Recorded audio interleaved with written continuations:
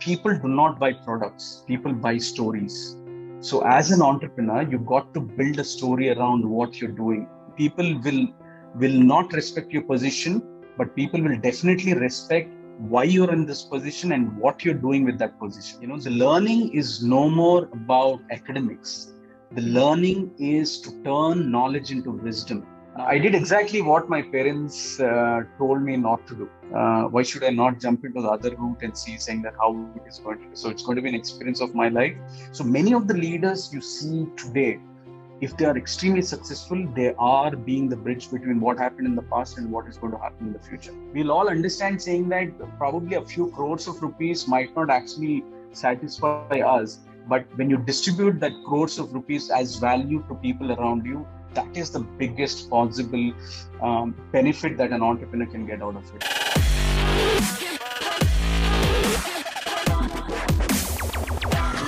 For the future generation, we are going to do a big deal of favor. I have traveled to more than 20 countries across 4 continents in the world. Hello everybody, welcome to Entrepreneurship Simplified. And this show is going to introduce you to those brilliant ideas and the biggest entrepreneurs who will help you simplify entrepreneurship to real life situations, challenges, failures, and successes, so that you don't need to repeat the same mistakes. Rather, focus on your growth to realize your dream of becoming an entrepreneur much faster. And this show is being done in association with Young Indians. Young Indians is a movement for Indian youth to converge, lead, co-create, and influence India's future. YI is playing a proactive role in India's development process. If you want to take part of the India's growth and be successful, YI is a place to be. Bear in mind, this show has no script. Everything you hear right on the show is heart to heart with real life experiences. And today's guest is a versatile entrepreneur with experience across industries: manufacturing, branding, startup ecosystem, and information technology. He is a first generation entrepreneur and actually a self-made entrepreneur, born in the family known for singing as a legacy. Thinkcomm is a branding agency which worked with several top Indian corporates and got several accolades for their work. He is also founder CEO of newest technology company Canate, which enables business with technology transformation, making them future ready. He also manages enterprises division of Family's Plastic Industry, a leader in manufacturing crates for agriculture produce. He is a very well-known name in startup ecosystem too. He is a strong believer of giving back to society and actively serving through Young Indians in Chennai chapter. He is also a national chair for road safety in 2021. Help me to welcome Raj Bharat, founder and director of Thinkcomm. Hi Raj, how are you doing? Wonderful. Thank you for the long introduction, and it's my pleasure to be here on the show. Manufacturing, family business, IT, and branding, and also startup. Can you say, tell me where this seed of entrepreneurship, put up into your mind? So I actually belong to a very services background. My grandparents, both maternal and paternal, they have been professors in universities. And my father is the first person who actually came out of the education backgrounds that we have. And he became a manager in a bank. Otherwise, we have been, so banking is also service. So he was still serving a job and he was working for it and things like that. So there was always a preconceived notion that we belong to a fraternity, which is always about education, teaching, or probably working. I think, a constant, talk on saying that you got to become an engineer, probably do an MBA and become, probably work for one of the top companies, didn't go very well with my head. So I did exactly what my parents told me not to do. So they always wanted me to become, like I said, probably an engineer holding some kind of a bachelor's degree and working for a top corporate. But then I thought, okay, let me take the other route. This seems to be a story that's been always been told to me. So I thought, why should I not jump into the other route and see, saying that how it is going to be? So it's going to be an experience of my life. So the goods and bads is all that I'm going to face when I take that particular route. So that was possibly the fascination that I had earlier time. Had you asked me this question probably 10, 15 years ago, probably I wouldn't have explanation why I took another route, but now I think it is safe for me that I can tell this is the possibly thought that went into my head. Yeah, I mean, there must be some conversation or maybe some level of inspiration or maybe among the friends, right? Something must have triggered. I think this is something, for me to start with, right? Is there anything like that? Probably even in college for that matter. I always fascinated about being control of things.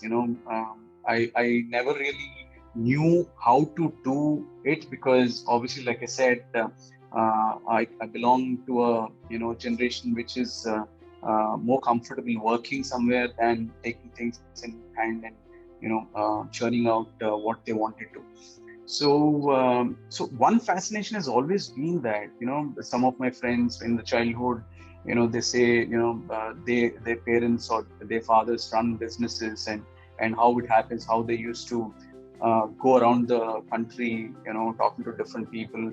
Although at that point of time, I didn't find the power and the might in what they said, but somehow it really caught fancy, saying that probably one day I should also be an entrepreneur. So it was a childhood dream, I would say, possibly trying to become an entrepreneur. Obviously, not knowing what are the extras that come around it and along with it. So those are the challenges, of course, not been foreseen, but definitely caught my fancy when I heard from people saying that you should be the master of your own self. Wow, yeah. I think it's really very important, like you said, right? I mean, your network equal to your net worth. It must be somebody, one of your friend must have kind of put up a seed, which subconsciously we may not have known at that time, but it continued to run. But let me ask, right, how important it is, because even among YI, you're playing so many, roles, right, from within Chennai, then regional, and also going all the way to national now. How important it is, something like this, for the younger generation to be part of that, right network of people? I think if you see some of the roles that I have done professionally, out of the social engagement that YA had brought onto my table, everything is about being at the right place at the right time. So it's an opportunity, right? So if we really sit inside a room, okay, and wait for opportunities to come and knock our door, it's not going to happen. The world is running really, really fast. You've got to be out there, irrespective of you like doing that or not. It is not just for yourself, but it is also for people around you, saying that you're a great, talented guy. Sitting inside a room is not going to help. You got to go out there, talk to those 5-10 people every day, understand the things, what's happening. I remember very well, if I have to go back to my childhood, my dad used to tell me every day, saying that this is when I'm in class 3 or class 4. He used to say, saying, did you read the newspaper? I said, I don't want to know what's going on around the world. Tell me to read a storybook, I might read a storybook, but not a newspaper. That drilled to me. Even today, I follow my morning routine is actually a cup of tea and a newspaper. What I started that time, it is about knowing things, what's happening beyond your circle. So it is extremely important for any individual to stay connected to the world in terms of where it is heading to, and learning from our mistakes from the past, saying that what happened and what didn't work. So if we are the bridge between these two both, right? So many of the leaders you see today, if they are extremely successful, they are being the bridge between what happened in the past and what is going to happen in the future. And so for anybody, for that matter, whether you are a student, whether you are a fresher, you're a young entrepreneur, you are somebody who's established in the industry, what really will work is being this bridge between the past and what's going to come in the future. Otherwise, we will never find people like Ratan Tata on Twitter and Instagram and probably Snapchat. He's already heading, like we all know, a large conglomerate. So it's very important to be connected. Very important to be connected to know what opportunities raise and how we can learn from it and move forward and grow. Wow. Yeah, I think this is very, very important. I'm really kind of moved by this statement that we are literally we need to choose everything as a bridge between the past and the future. And definitely, as you said, if this can be drilled into our minds right from the young age, like you said, any age, but before you actually start the career, it can make a huge difference. Let me put that right. One step after that, it's one of the most common questions that I'm always asked is, how do I choose? Like, what made you to choose branding as your first entrepreneurial journey? Okay, branding is for me. How did you actually arrive at it? That's interesting again, because I come with no background of branding. In the recent, I think, say about 10 years back or so, there used to be a professional course called visual communication, where most of these design guys, creative thoughts, video making skills, etc., everything came in. And there's a typecasted way of actually teaching a student, saying that how to be creative if you have the creative flair already. But back in time, I never had an opportunity to learn any of these things, and hence I couldn't join any of the large advertising agencies. I would have possibly loved to work with people like O&M and JWT, etc. But what I realized is the talent that I had within at some given point of time, because of some catalyst. It came out that somebody actually came and told, saying that, hey, look, the kind of work that you're doing, you should have ideally been in a creative field. You should be working for an advertising agency, or probably heading an agency. And that really stuck in my head, and I said, so how I would actually put it is that keep assessing yourself, what is that you want internally. That's called internalization, right? So understand from within, saying that what I like to do and what I love to do. And today, in today's world, we are not probably like how it was in 80s, 90s, right? Saying that I want to do something, and probably my parents might say, this is not for you, go for it, go for that. Today, I would say the parents are a lot more open. If you want to become a traveler, they're okay with it. If you want to become a singer, they're okay with it. If you want to become probably a mechanic, with a large garage, they're okay with it. With the kind of opportunities that are lying out there, people have also come forward understanding, saying that every person has a caliber, and if given support, they can actually grow into something really big. We have seen numerous such opportunities. Every day we read, probably a girl creating a small, house from a junk, to a guy who runs a vehicle with water. So there are so many such things keep coming in. So, I'm again telling the same old mantra that a lot of people had told, probably we didn't understand, or we lacked opportunities in the past, but works very well right now, is that understand your instinct, go with it, and I'm sure you guys will be successful. So I had this opportunity where somebody recognized that I have a creative talent, and this is something that I must do. That was in the back of my mind. So when I quit my job, okay, I never made up my mind, saying that what am I going to do tomorrow? Today is my last day of the job, and tomorrow it was a small office space, saying that I'm going to do this for clients, and then I scouted for clients. So it was the talent within and opportunity that you see, and of course the leap of faith is something that anybody has to take. The jump is inevitable.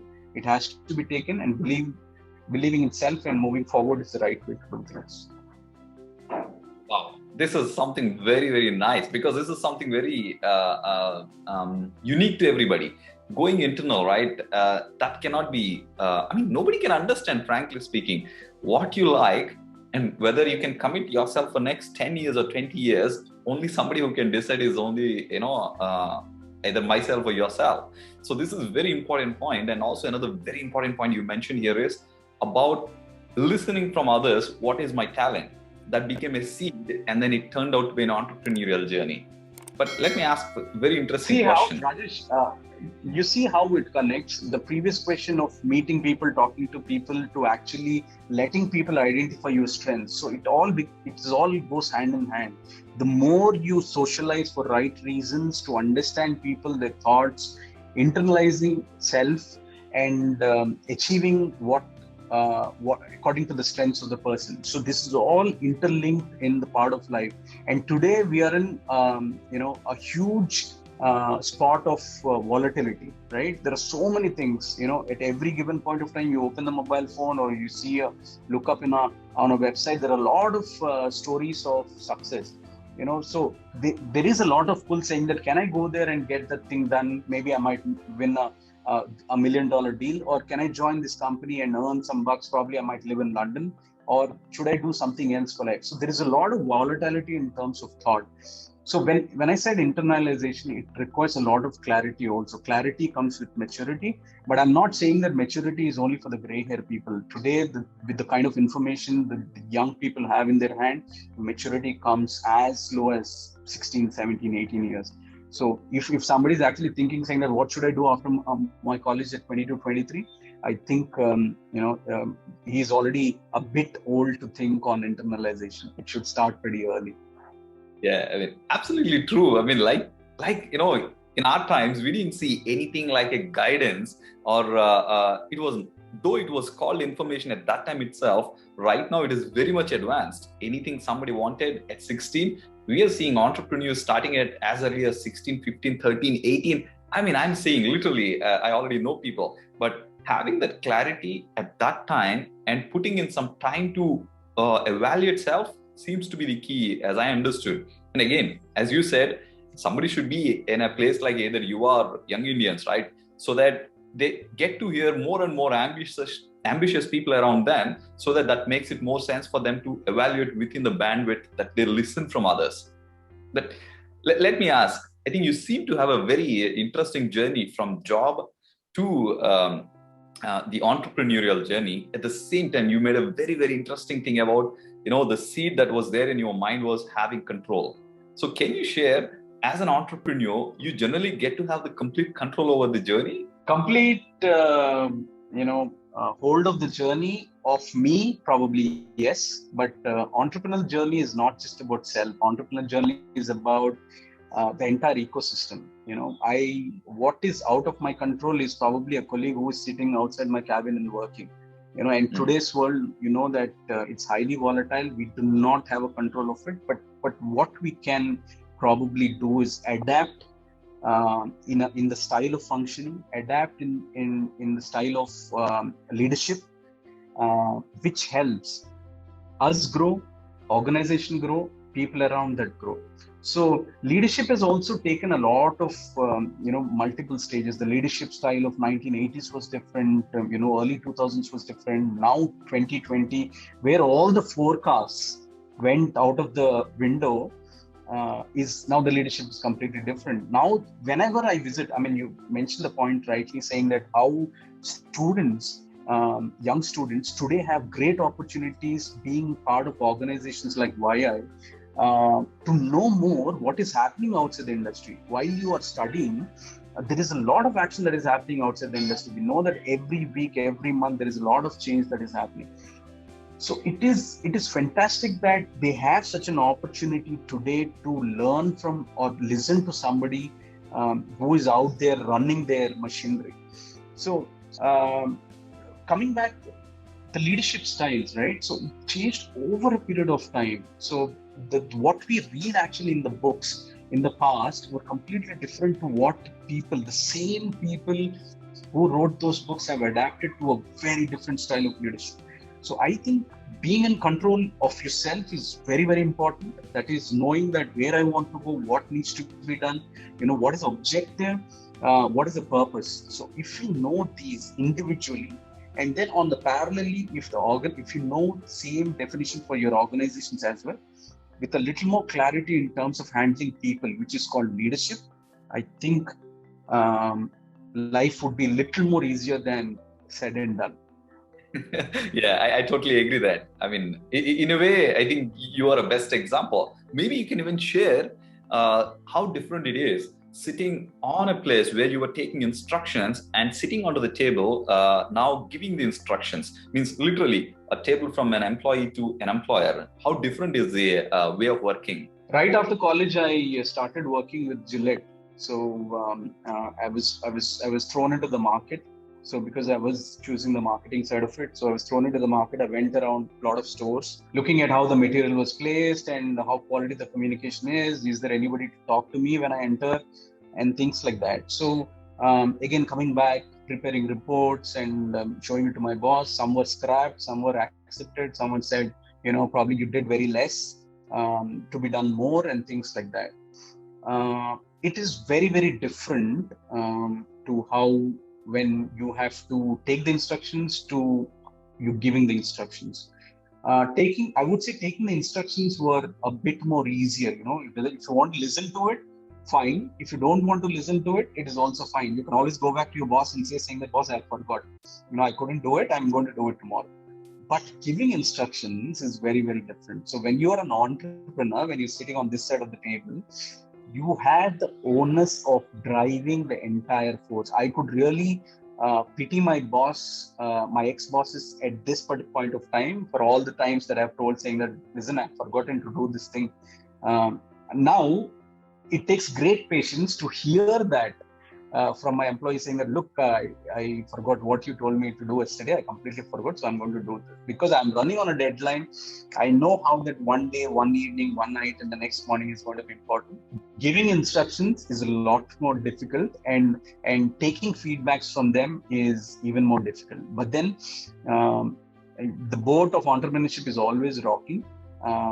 The aim of the torch bearer or the guy who's rowing the boat is also making sure that everybody's safe on the boat and it doesn't rock too much. So it is about blending into the people. Although you are probably the head of the organization, it is very important to actually be one among them and work.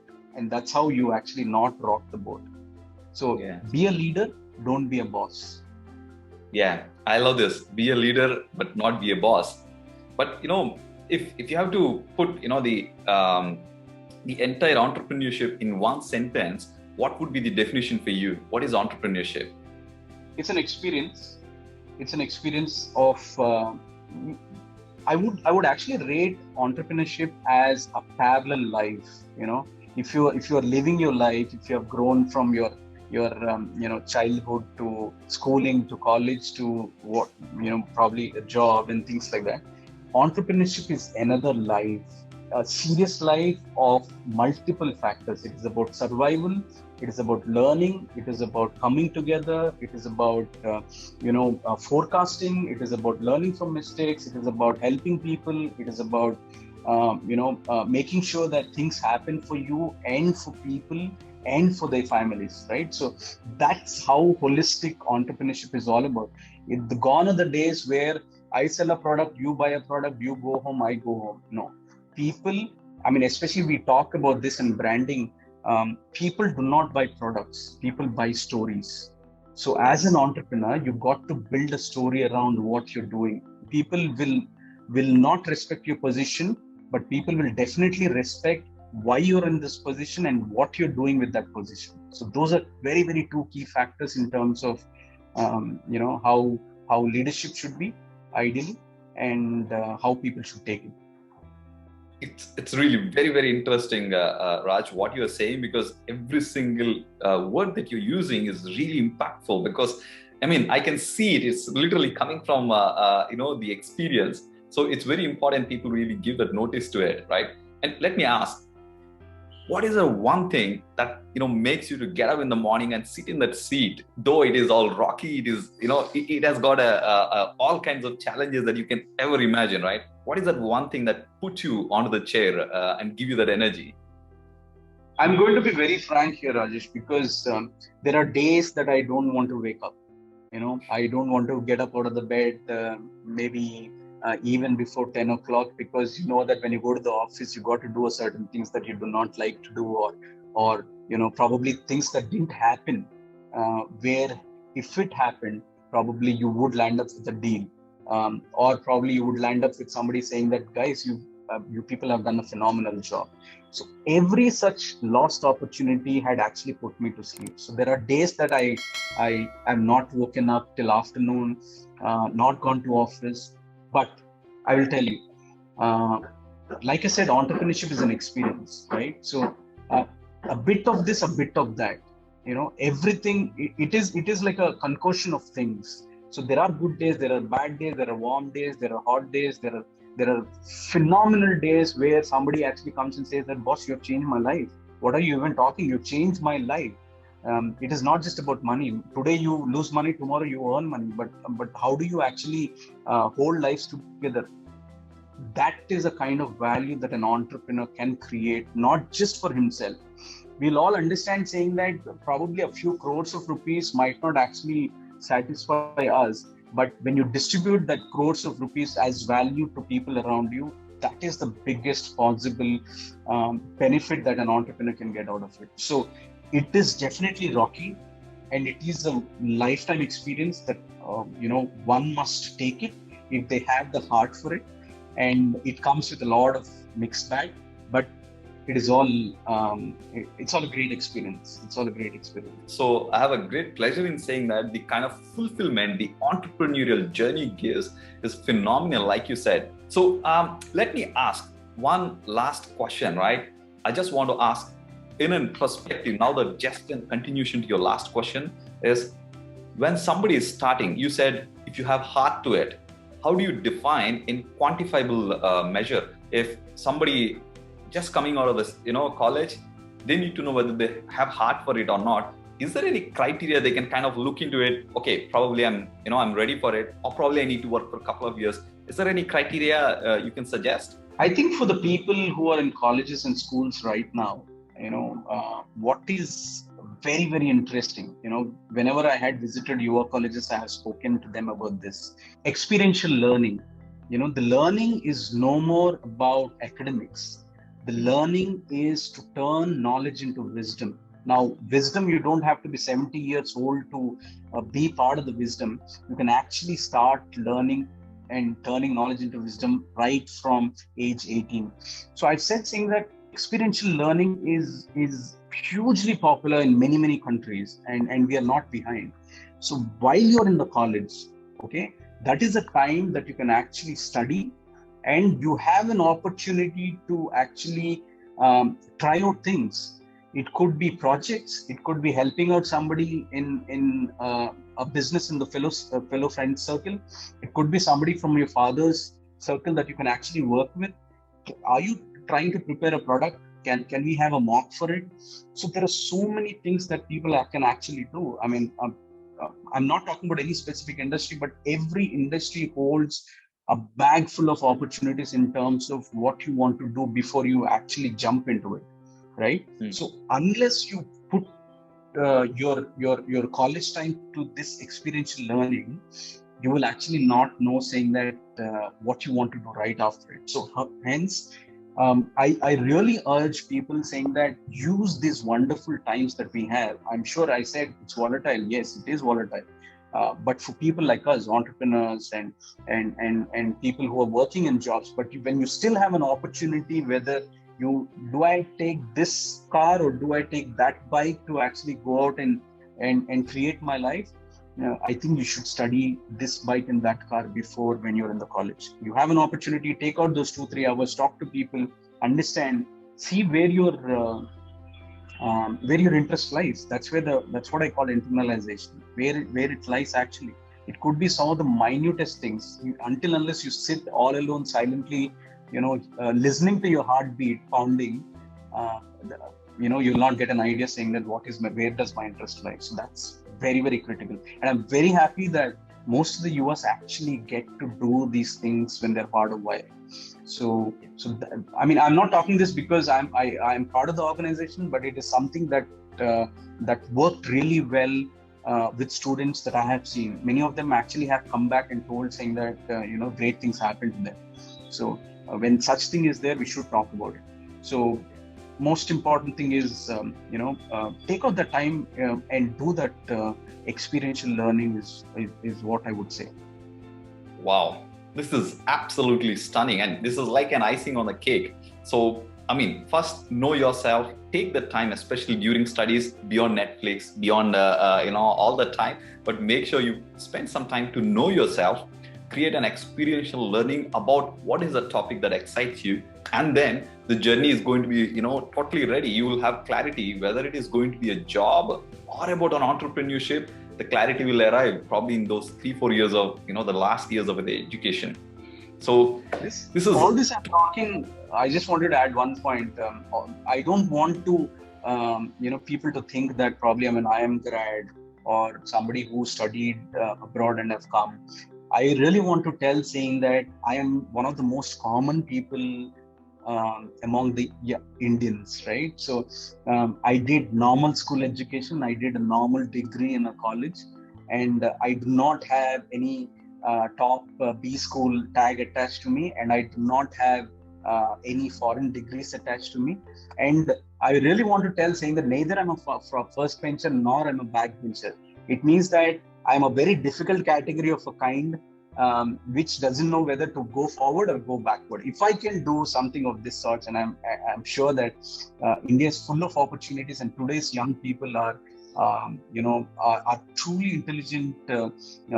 If you see in the global index as well. So I'm sure that we are a great country with great people, with huge amount of opportunities lying in front of us. If a common average Indian man can do, just taking my story, if something like this can happen, if I can handle 3-4 companies, and I'm sure majority of us can actually take our country way, way, way. So much. I'm kind of getting goosebumps here. So this is the point for all you audience. I want to say that if Raj can do it, if Rajesh can do it, you can do it as well. And to put it in a very, very simple thing, country is waiting for you. There are plenty of opportunities. It is up to you to just grab whatever is your passion. Just go out there and grab. Do all those experiments right the time when you are in the college itself. Even if you're out of the college, you can start doing it and just do it. Live up to your potential by getting into the entrepreneurial journey. It's not difficult. It's not easy. It is simply unique. So thank you so much, Raj, once again for your time and sharing all your real life experience at the same time, entrepreneurial journey. And all your audience, if you've not yet liked or subscribed, make sure to do it now and also share with every single person out there where this message can make an impact in their lives. Otherwise, I'll see you with another amazing entrepreneur again in the next week. But till then, me and Raj says thank you so much and bye-bye, namaste. Thank you very much.